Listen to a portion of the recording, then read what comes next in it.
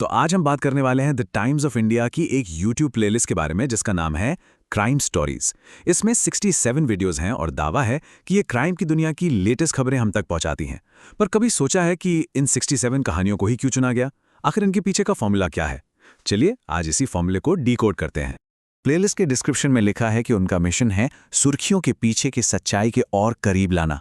सुनने में तो बहुत अच्छा लगता है ना? एक बड़ा वादा है कि हमें सच और पूरी जानकारी मिलेगी, लेकिन सवाल यह है कि क्या यह वादा वाकई पूरा होता है? और बस यहीं से हमारी आज की पड़ताल शुरू होती है। देखिए, हमारा मकसद खुद अपराधों पर बात करना नहीं है, बल्कि ये समझना है कि उन्हें हमारे सामने कैसे लाया जाता है, मतलब उन्हें मीडिया कंटेंट की तरह कैसे पैक किया जाता है। तो क्या वाकई इन सुर्खियों को चुनने का कोई खास फॉर्मूला है? तो चलिए इस फॉर्मूले को समझने के लिए सबसे पहले एक चीज पर गौर करते हैं, और वो हैं वीडियो के टाइटल्स। क्योंकि भाई हम जब स्क्रॉल करते हैं तो सबसे पहले नजर तो वहीं जाती है ना। जब इन सभी 77 वीडियो के टाइटल्स को देखा गया ना, तो एक पैटर्न बिल्कुल साफ नजर आया। ये शब्द जैसे झकझोर देने वाला, विचलित करने वाला, खौफनाक, वायरल, सीसीटीवी, ये बार बार आते हैं। और सोचिए, ये सारे शब्द इमोशनली कितने हैवी हैं, कितना ज्यादा असर डालते हैं। अब इसे एक उदाहरण से समझते हैं। एक ही खबर को देखिए दो तरह से कैसे पेश किया जा सकता है।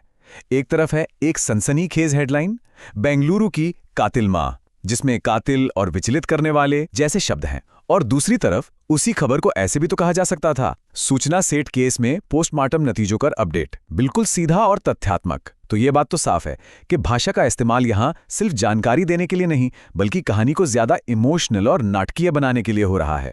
तो भाषा तो हो गई, अब फॉर्मूले के अगले हिस्से पर चलते हैं। मतलब ये देखते हैं कि आखिर किस तरह की कहानियों को चुना जाता है। कौन सी कहानियां हैं जिन पर सबसे ज्यादा ध्यान जाता है? क्या हर क्राइम की खबर को बराबर जगह मिलती है, या फिर कुछ कहानियां हैं जो ज्यादा जरूरी समझी जाती हैं? अच्छा, इसका सबसे अच्छा जवाब तो व्यूज के आंकड़े ही दे सकते हैं ना। देखते हैं वो क्या कहते हैं। और यहां पर जो तस्वीर सामने आती है वो हैरान करने वाली है। एक तरफ देखिए हाई प्रोफाइल केस हैं, जैसे कातिल मां वाली कहानी, इसे 1,60,000 से ज्यादा व्यूज मिले हैं। और फिर दूसरी तरफ देखिए स्थानीय मुद्दे, जैसे कोई जमीनी विवाद या कोई प्रोटेस्ट, इन पर व्यूज कितने हैं? 101, 100, 81, मतलब मुश्किल से 100-150। ये अंतर जमीन आसमान का है।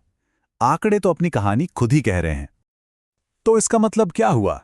मतलब साफ है, एक तरह का हायरार्की, एक पदानुक्रम बना हुआ है। ऐसी कहानियां जो पर्सनल हैं, जो चौंकाने वाली हैं और जो हाई प्रोफाइल हैं, उन्हें ही प्राथमिकता दी जाती है। और ये सिर्फ एडिटोरियल चॉइस नहीं, शायद यूट्यूब का एल्गोरिदम भी इसी को बढ़ावा देता है। चलिए अब इस फॉर्मूले के तीसरे और शायद सबसे दिलचस्प पहलू पर आते हैं, और वो है वीडियो सबूत, खासकर हर जगह लगी हुई सीसीटीवी की आंख। 13, ये नंबर शायद छोटा लगे, लेकिन 67 में से 13 वीडियोस की हेडलाइन में साफ साफ लिखा है सीसीटीवी, ऑन कैम या वायरल वीडियो। मतलब लगभग हर 5 में से एक वीडियो। ये कोई इत्तेफाक नहीं हो सकता है ना। ये तो एक सोची समझी स्ट्रैटेजी लगती है। पर ऐसा क्यों है? क्यों ये शब्द इतने जरूरी हैं? देखिए, जब हेडलाइन में कैमरे में कैद लिखा होता है तो वो सिर्फ एक डिटेल नहीं होती, वो एक तरह का वादा होता है। वादा कि हम जो बता रहे हैं वो आप अपनी आंखों से देख सकते हैं, उसका पक्का सबूत देख सकते हैं। और ये वादा, ये बहुत पावरफुल होता है। अब जरा इस असली हेडलाइन को देखिए। ये हेडलाइन सिर्फ ये नहीं बता रही कि क्या हुआ, ये साफ साफ विजुअल को सेल कर रही है। ये बता रही है कि आपको वो भयानक मंजर देखने को मिलेगा। ये एक बहुत ही पावरफुल टेक्निक है ध्यान खींचने की। तो हमने सनसनीखेज भाषा की बात की, हमने देखा कि कैसे कुछ कहानियों को ज्यादा तवज्जो दी जाती है, और हमने वीडियो सबूत की ताकत को भी समझा। अब इन सब टुकड़ों को जोड़कर देखते हैं, आखिर इस सब का मतलब क्या है। असल में इस पूरी प्रक्रिया के लिए एक शब्द है, कंटेंट क्यूरेशन। इसका मतलब है कि कहानियों को सिर्फ उनकी जानकारी के लिए नहीं चुना जा रहा, उन्हें चुना जा रहा है, ऑर्गेनाइज किया जा रहा है और इस तरह से पेश किया जा रहा है कि उनसे ज्यादा डिजिटल एंगेजमेंट मिले।